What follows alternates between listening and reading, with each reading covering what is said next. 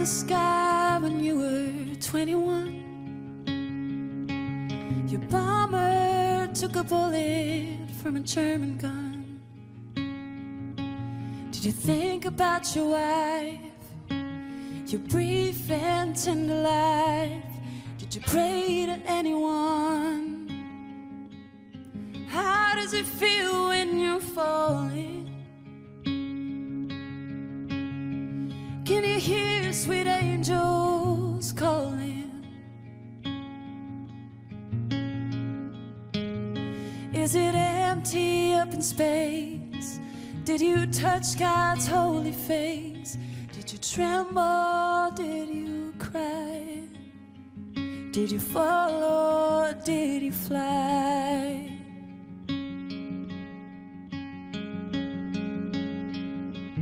And you make it so damn hard to love you. And I don't know why I even try.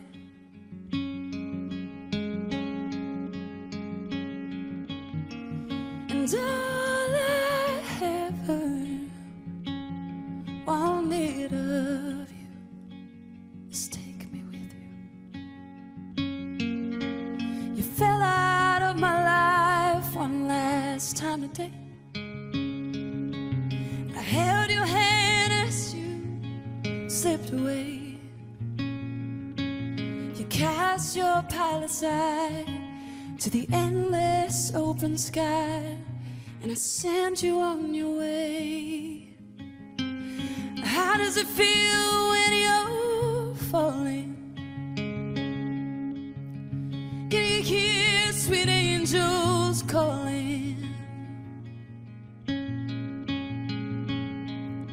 Is it empty up in space? Did you touch God's holy face? Did you tremble? Did you cry? Did you fall or did you fly? Did you fall or did you fly? Did you fall or did you fly? Did you fall or did you fly? Mijn naam is Guus Kroon en ik ben de voorzitter van de stichting Halifax Monument Muiden. In het bijzonder wil ik welkom heten de burgemeester van Gooismeren, de heer Han ter Heegden, die straks samen met Joost en Lisa het monument gaat onthullen. Daarnaast een bijzonder welkom voor de delegatie van het ministerie van Defensie, die hier vandaag met 2 voertuigen, zelfs 3 voertuigen en 7 personen als het goed is, aanwezig is. En dat doen ze helemaal vrijwillig, dus ik wil graag een applausje daarvoor. Het programma van vandaag is als volgt.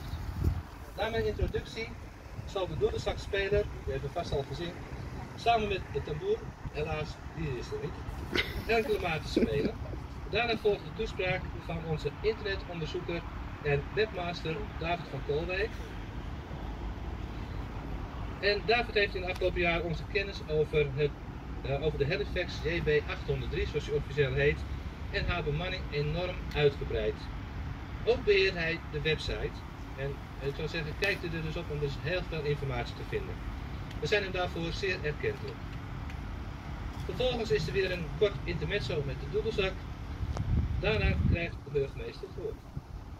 Na zijn toespraak volgt de last post door Jan-Willem Baarslag. Even kijken, waar is Jan-Willem gebleven? Die zit daar nu. Ik dacht dat hij daar staat. En dan nemen wij een minuut stilte in acht. De nagedachtenis, daar gaat het allemaal om, aan de 7 bemanningsleden van de bommenwerper die hier op 1 mei 1943 daar achter u of naast u in de Noordpolen is gecrashed bij een noodlanding.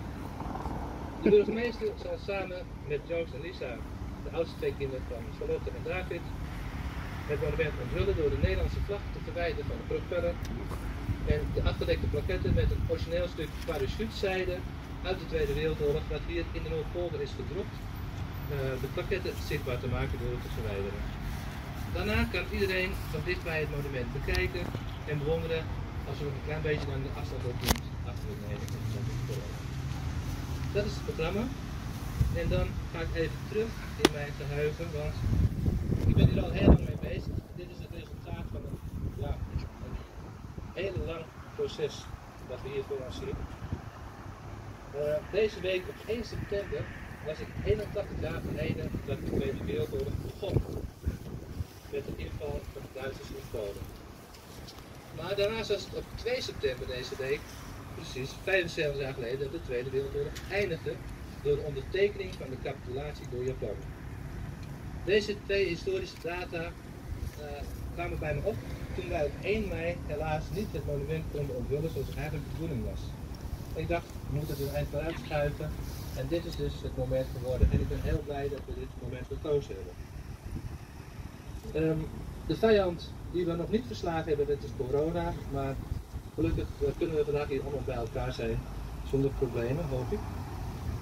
In gedachten ga ik terug naar 1964, toen ik achter mijn vader, of achter mijn ouders denk ik, aanfietste langs de dijk door de Noordpolder.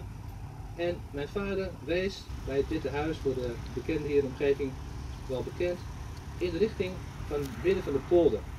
En hij zei, daar ergens is een vliegtuig neergestort in de oorlog. Nou, waar precies wist ik niet, maar daar ergens in het midden moest hij hebben gelegen. Of er nog iets lag, dat wist mijn vader ook niet precies. Dus ik was meteen gefascineerd. Ik dacht, ik wil daar meer van weten. Dat heeft lang geduurd, maar in 1985, en hij is hier ook aanwezig gelukkig, stond er in de Muiderpost, een lokale krant die inmiddels niet meer bestaat, een groot artikel van de weespersjournalist Dick van Zomeren. En het artikel heette, er stort een vliegtuig neer tussen Muidenberg en Muiden, of andersom. En er volgde nog een tweede deel in januari 1986. En die twee artikelen samen waren voor mij eigenlijk de aanleiding om me daar verder in te verdiepen. In de jaren daarna heb ik er veel mensen gesproken, onder andere de familie Nel, maar ook andere nabestaanden die inmiddels niet meer leven.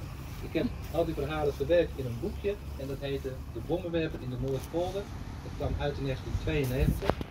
En als reactie daarop is er dus weer een vervolg gekomen, want in 2003, we maken weer een sprong in de tijd, werd ik benaderd door Kees Broeren van de Aircraft Recovery Group. Dat is een organisatie die zich bezighoudt met de berging van vliegtuigwrakken uit de Tweede Wereldoorlog, ook vrijwilligers. En op dit moment zijn ze ook betrokken bij de berging van de Short Sterling in het Warkenmeer, waar nu ook was geborgen. En Johan Graas was een van de belangrijkste mensen.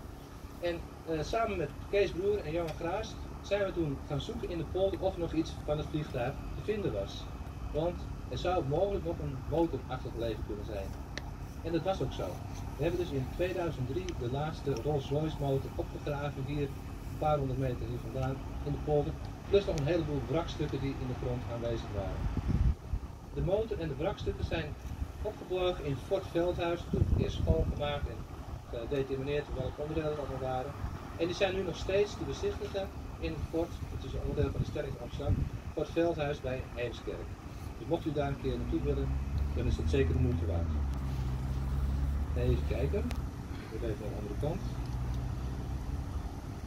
In 2014 kwam Wiert Krook, en ik heb hem jammer nog niet gezien, maar ik hoop dat hij inmiddels toch aanwezig is, van de historische kring Diemen, met nieuwe informatie over het 7e bemanningslid van de bommenwerper.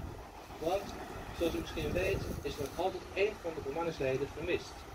6 bemanningsleden zijn begraven op de algemene begraafplaats in het Muidenbos. Er wordt al sinds de oorlog ieder jaar op 4 mei de dodenherdenking gehouden. Maar de 7e man, Lout, is nooit gevonden. En dat heeft ons natuurlijk ook wel bezig gehouden. Wat is er met hem gebeurd? Waar is hij gebleven?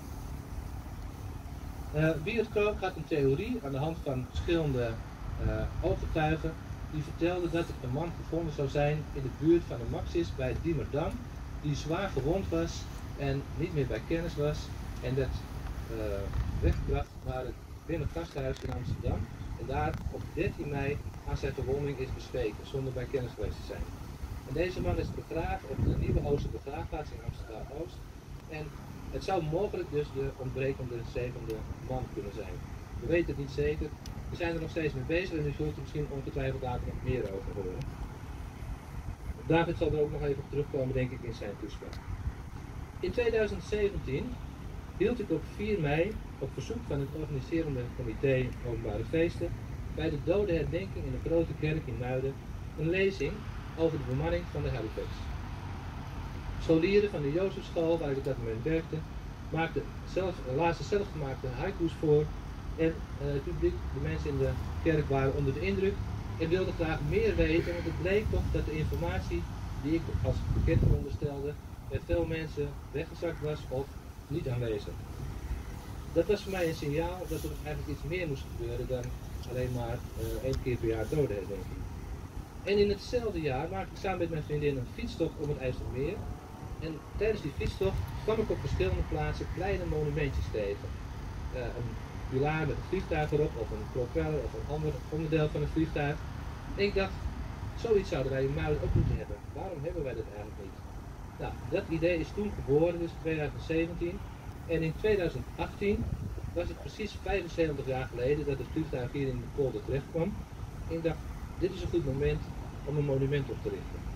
Nou, in mijn naïviteit dacht ik dat we dat even op korte termijn konden doen, maar dat was toch iets lastiger dan ik dacht. Inmiddels zijn we 2,5 jaar verder en ik zal u besparen wat er allemaal zich heeft afgespeeld, maar ik ben in februari 2018 begonnen met een oproep te doen op Facebook en daar reageerden een aantal mensen op. Mijn broer Willem was een van de eerste, Wouter Wormhout, David van Koolwijk en Frans-Jan de Beek. Die zeiden van, ja, wij zien daar wel wat in, wij willen je wel helpen daarmee. En we zijn dus bij elkaar gekomen, bij Overflow meestal, of bij andere plekken waar we even rustig onder vergaderen. En in de loop der tijden hebben we onze ideeën vormgegeven. En uiteindelijk kwam het erop neer, we gaan een monument maken, maar voor 1 mei lukte het niet meer. Dus we hebben alleen eerst de plaquette besteld. En die plaquette is dus vanaf 1 mei 2018 heeft die op het landhek bij de familie Nel gehangen. Om aan te geven dat dat gedeelte van het land de plek was waar het vliegtuig is neergekomen. En dat was in ieder geval onze eerste stap. Die hebben we kunnen bereiken. En ook mede dankzij vele gulle giften van inwoners van Muiden, Muidenberg en andere belangstellenden. Maar dat was het begin. Want we wilden meer. We wilden een monument waar de plaquette op kon worden gemonteerd. En liefst zo dicht mogelijk in de buurt van de plek. Maar waar vind je zo'n plek? We hadden in eerste instantie gedacht aan een plek langs het fietspad, hier ongeveer 100 meter vandaan. Maar de gemeente Goosemeeren vond dat niet zo'n goed idee, want die zei dat is niet handig. We hebben een andere plek voor jullie, namelijk deze plek. Ja, toen we dit zagen dachten we, ja, ideaal, eigenlijk een heel goed idee. Nou, er zaten nog wat geschoven, want er zijn misschien in de toekomst andere ontwikkelingen op deze plek.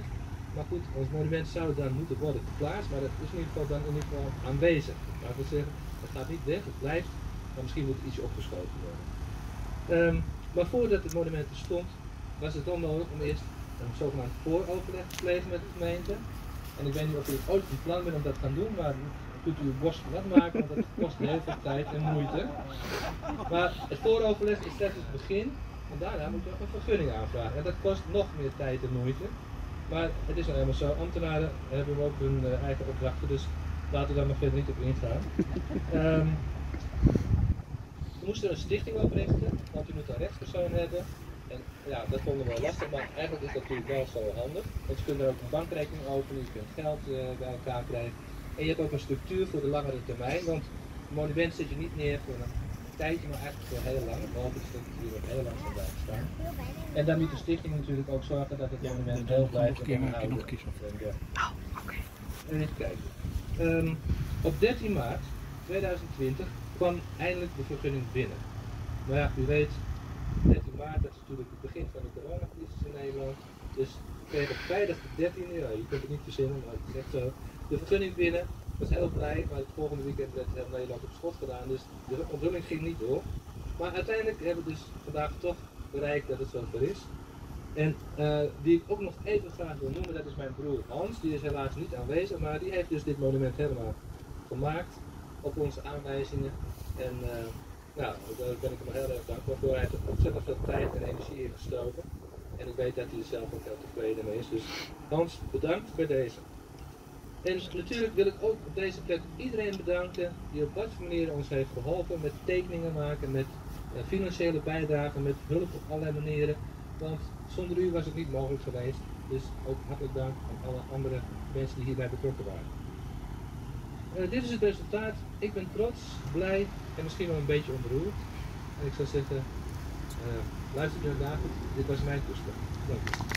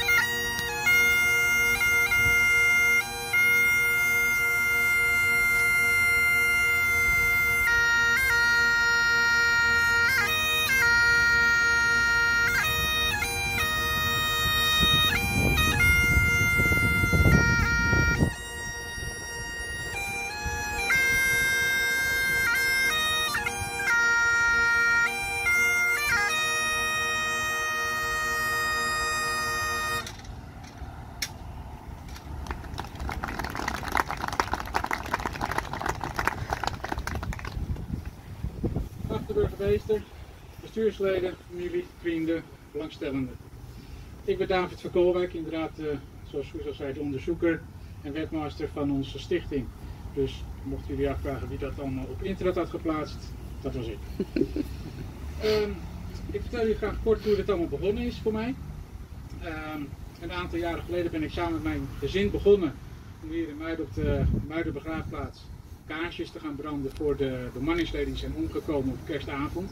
Dat is een traditie in Nederland die is begonnen door de stichting Kaarsjes op Oorlogs, of Lichtjes op Oorlogsgraven. Daar maakte ik elk jaar een filmpje van. En dat filmpje wilde ik eigenlijk graag delen met de familieleden. Ik heb gezocht op Google hiernaar, niet te vinden nergens. Ik heb de Aircraft Recovery Group nog benaderd, wist het ook niet. Guus Kroon heb ik ook nog benaderd, kon me ook niet verder helpen. En eigenlijk wilde ik toen het bijltje erbij neergooien, want ik was bang dat het toch niet ging lukken. Echter, Guus die plaatste een verzoek op internet voor mensen die wilden helpen met het realiseren van het monument. Ja, ik heb best wel veel ervaring opgedaan met stamboomonderzoek. En zo ben ik eigenlijk toch wel achter de kracht van social media gekomen. Vervolgens ben ik dus op diverse Facebookpagina's van de laatst bekende woonplaatsen van de bemanningsleden berichtjes gaan plaatsen. En de eerste die omhoog kwam, dat was CHVN Radio uit Canada. Die stuurde mij een mail of ze mij mochten interviewen. Ja, dat mocht natuurlijk, dat heb ik ook gedaan. En dat ging dan om de Airgunner Scarf. En binnen een uur stond de telefoon bij het radiostation rood gloeiend, want ze hadden al 4 of 5 familieleden gevonden. Dus dat was al het begin, dat was hartstikke mooi. Ik kan wel vertellen ook dat die familieleden heel erg blij zijn met deze aandacht. Ze vinden het ook jammer dat ze er niet bij kunnen zijn, gewoon met de corona. En eigenlijk ben ik ook zo in contact gekomen met de rest van de bemanningsleden. Ook allemaal via Facebook en andere internetonderzoekers, via zeg maar gespecialiseerde forums. En een stamboomonderzoeker uit Engeland heeft zo de nicht van Louth gevonden, de vermiste persoon. Dat was Christine Helmer Stewart, die is ook hier in Nederland geweest bij ons. We hebben ook geïnterviewd, is met ons meegeweest naar de begraafplaatsen en de plaats van belang die te maken hebben met het vliegtuig. De familieleden van Parsons, de flying officer, Die heb ik eigenlijk weer gevonden via een journalist in Sarnia in Canada. En die had weer contact met het nichtje van Parsons. De familie Hannum die heeft contact met mijzelf opgezocht. Die mevrouw is gaan zoeken op internet naar informatie over haar familielid en kwam zodoende bij ons terecht. Dus dat was heel mooi ook. Alleen van de laatste twee, van Shepard en Crawford, heb ik niemand kunnen vinden. Het is zeer waarschijnlijk dat die familietak is uitgestorven en dat daar niemand meer van het leven is. Dus ook geen foto's helaas. De enige foto's die ik heb van van de bemanningsleden die ik zoek, is van een groepsfoto. Die twee heb ik wel kunnen identificeren, want ik vond op een gegeven moment een hele verre neef. En zijn opa was dan weer de volle neef van Crawford. En ik heb dus een foto gekregen van die neef. En dat was dus als 2 druppels water met een van die bemanningsleden. Dus zo heb ik ze alle twee dus kunnen identificeren. Dan heb ik dus in principe van iedereen een foto. Alleen het jammer is dat de foto, ja, die groepsfoto, die is dermate slecht te gebruiken om op groot formaat uit te printen dat er eigenlijk gewoon alleen maar een vlek over zou blijven. Dus daarom staat de overige twee er niet bij. Ik heb heel erg intensief contact met de familieleden en een aantal familieleden kan ik zelfs als persoonlijke vrienden bestempelen. Zelfs zover dat ik moet goed zeggen, de nicht van Parsons, haar moeder was de zus van Parsons, die is overleden een aantal jaren geleden, die is gecremeerd. En over een aantal dagen komt de as bij mij thuis binnen om die te begraven. Buiten strooien bij Parsons. Dat is een hele grote eer voor mij. Het was mijn eer en genoeg om mee te mogen werken aan dit monument. Daar wil ik nu ook even van de gelegenheid gebruik mee maken dat alle bestuursleden even bij komen. Want ik heb een verrassing voor ze. Van de burgemeester van Sarnia, de woonplaats van Parsons. Het is een bedankbrief, persoonlijk aan jullie allen gericht.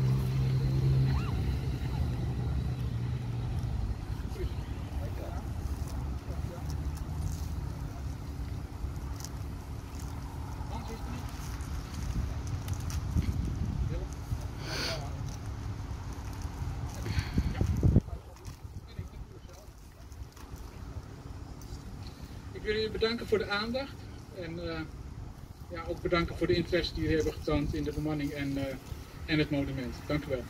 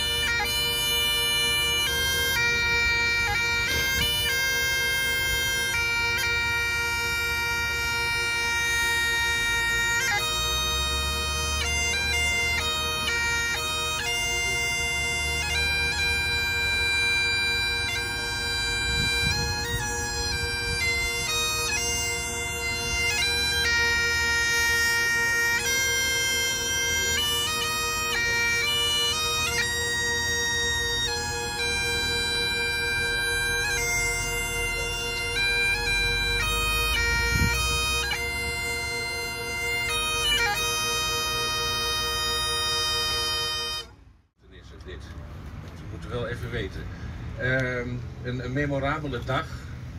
Want het is natuurlijk zo dat deze, zeg maar even, helden van Muiden nu een monument krijgen. Heel veel dank aan het comité. We hebben dat van jou gehoord, Guus, hoeveel bloed, zweet en tranen dat gekost heeft allemaal. We weten ongeveer hoe dat werkt, maar ja, je hebt heel veel belangen moeten afwegen. Het doel, dat was heilig en dat was goed en dat was geen misverstand. Alleen hoe je het realiseert, jullie hebben doorgezet en daar is dit het resultaat van. En dat is heel goed. Heel veel waardering daarvoor. Ook veel waardering dat u hier alle bent, militaire defensie, hier al het materieel. Dat is goed, dat maakt, ja, ik vind het wel heel indrukwekkend hier. Wat toch allemaal gebeurd is op deze plek. En dat we dat na zoveel jaar herdenken in vrijheid. 75 jaar vrijheid, 77 jaar nadat het verschrikkelijke gebeuren hier met het vliegtuig is gebeurd met deze 7 vliegeniers.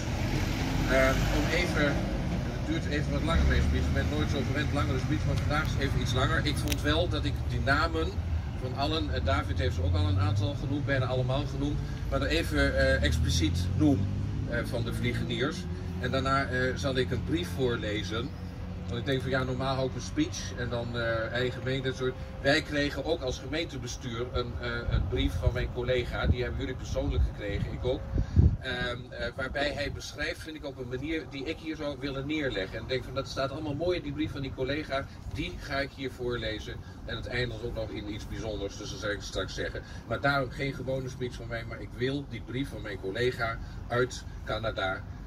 Van de stad waar Parsons is opgegroeid, die wil ik voorlezen. Nou, de namen van de mensen.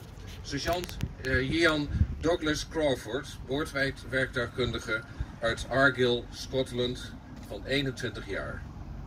Sergeant Raymond Shepard, mitrailleurschutter uit Great Yarmouth, ook in Engeland, ook 21 jaar. Sergeant Leon Hannum, mitrailleurschutter en bommenrichter uit Londen, Engeland, 22 jaar. Sergeant Thomas Joel Scarf, mitrailleurschutter uit de provincie Manitoba, uit Canada dus, 23 jaar. Sergeant Gordon Watson, piloot uit Swanage, Engeland, 20 jaar. Sergeant Arthur Edward Parsons, navigator uit de provincie Ontario, Canada, 27 jaar. En sergeant William Robert Loth, telegrafist uit Leicester, Engeland, 29 jaar. Op 30 april, nacht van 30 april op 1 mei 43, hun Halifax JB 803, gevolgd door een Duitse bommenwerper, moesten een noodlanding maken, dat ging dus mis. En allen zijn dus omgekomen daarbij. Zij liggen, wat Guus ook al zei, de zes daarvan begraven op onze begraafplaats hier in Muiden.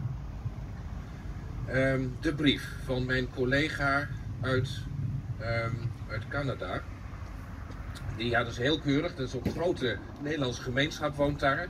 Dus ik had een Engelse brief, maar daar hadden ze ook gelijk de vertaling bij gedaan. Dus dat zal ik de vertaling maar doen. Dan doe ik de vertaling. Beste burgemeester, ik schrijf u namens de mensen van Sarnia, Canada dus, om onze grote dank uit te spreken aan u, de mensen van Muiden en de Monumentencommissie die zo hard hebben gewerkt om de herinnering aan de bemanningsleden van de Halifax JB 803 te bewaren, die op 1 mei 43 hier neerstortten bij Muiden.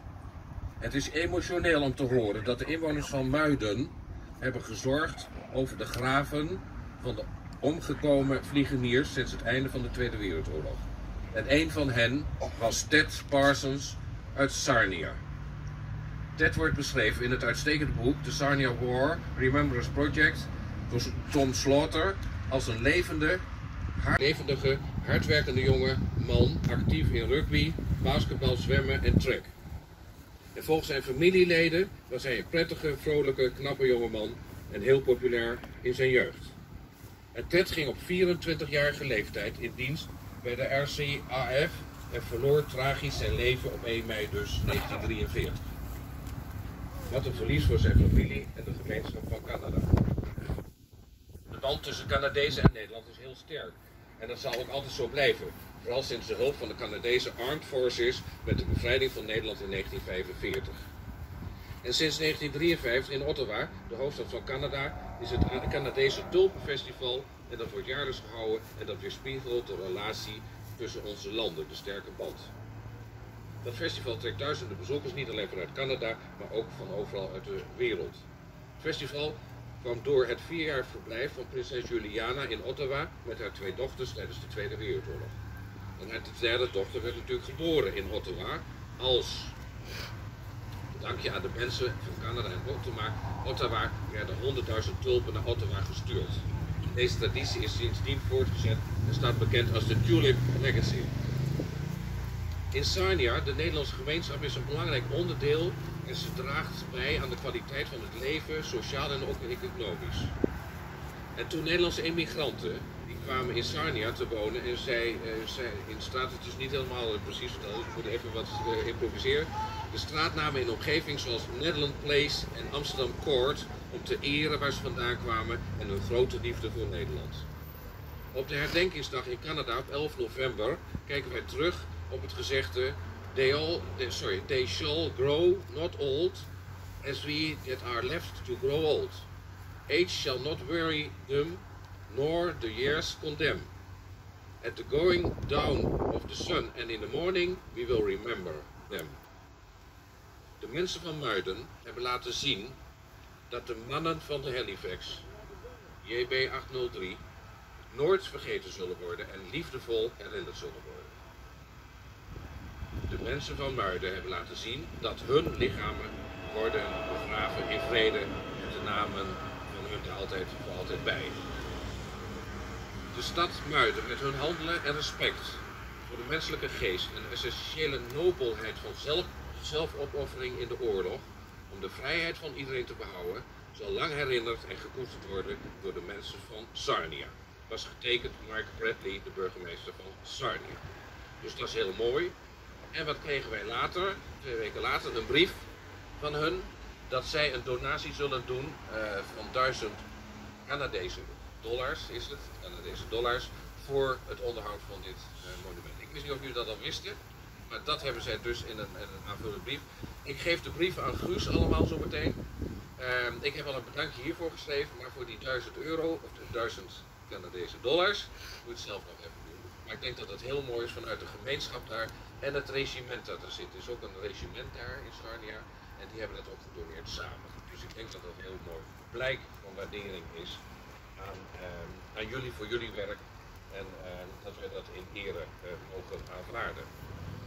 Dames en heren, tenslotte, nogmaals heel goed dat we dit hebben hier. De helden van Muiden hebben nu hun memorial hier. En wat dat betreft is die plek ook heel mooi, want als je er langs komt, het is net als een Maria-kapelletje en zo, dan denk je daar altijd even aan. Als je er langs komt, en dat zal ik ook doen, en er zullen heel veel duizend mensen die hier langskomen zullen dat doen, dan denken wij aan deze mensen dat zij lichtend voorbeeld voor ons mogen zijn in hun dapperheid en in hun moed en hun vertrouwen in de goede zaak. Dank u wel.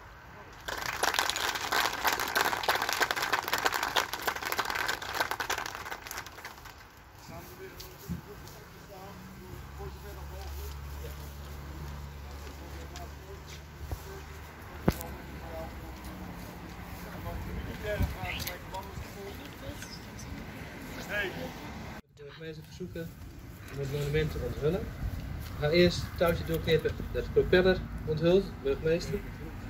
Daarna het touwtje dat de plaquette onthult.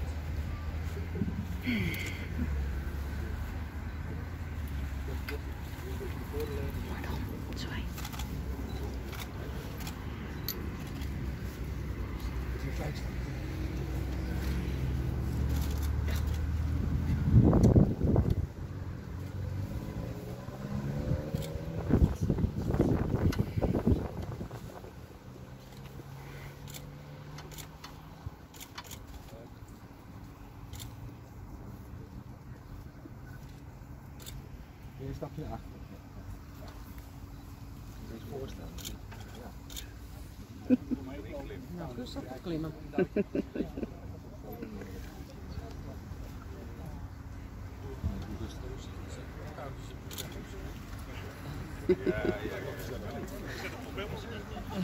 Heel snel.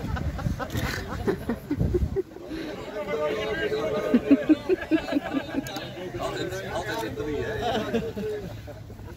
2 keer. 5 keer.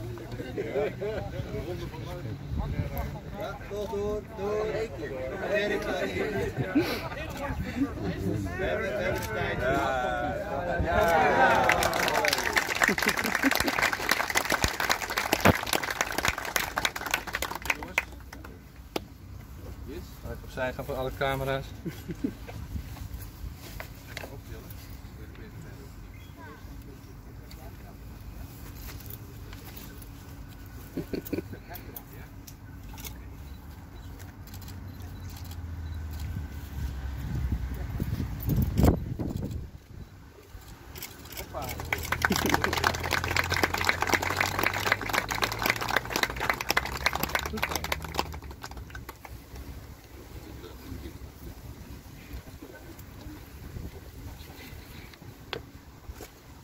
Goed, dan zijn we nu bijna aan het eind van deze bijeenkomst gekomen.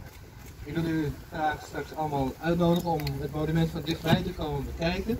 Maar misschien is het goed om even nog van de gelegenheid gebruik te maken om alle militairen even te verzamelen bij het monument. En daar nog een mooie groepsfoto van te maken. Dus als dat kan, met een beetje afstand misschien een cirkel. Als dat mogelijk is, ja, ongeveer 1,5 meter inderdaad. Dan kunnen de fotografen en cameramensen daar ook gebruik van maken.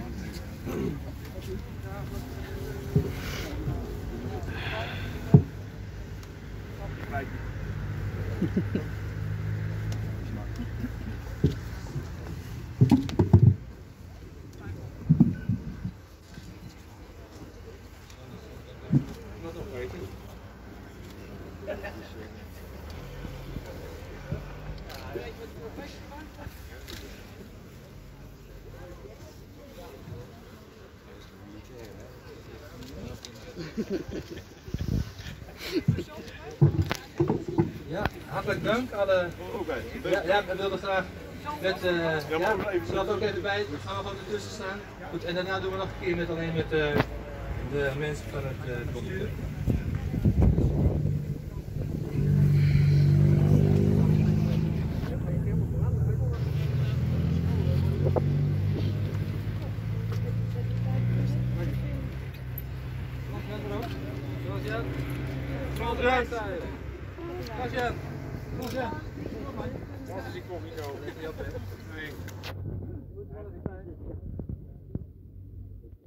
Maakt niet uit, dit is wat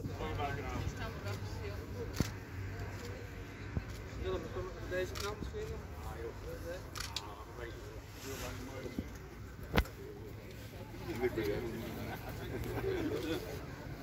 Als je nog op de foto wil. Ja, voldoende plaatjes. Goed zo. Ik wil ook graag de media bedanken voor hun aanwezigheid en voor hun medewerking aan deze bijeenkomst. En we zijn heel benieuwd natuurlijk hoe het er allemaal uit gaat zien. Op film en foto, op Facebook en noem maar op en in de kranten. En oh ja, vergeet u niet ook naar Typisch Muiden te kijken. 21 september, maandagavond, 7:15, Nederland 2. Dan kunt u zelf terugzien. Want in de afgelopen maanden is het programma Typisch Muiden heeft mij soms hinderlijk achtervolgd. Maar ook wel heel fijn natuurlijk, want dit is ook allemaal vastgelegd. Dit is de laatste acte van een hele serie opnamen. En u kunt dan ook genieten, niet alleen van het Halifax monument, maar ook van allerlei andere zaken in Muiden. En dus vergeet u het niet, Typisch Muiden. Dank u wel.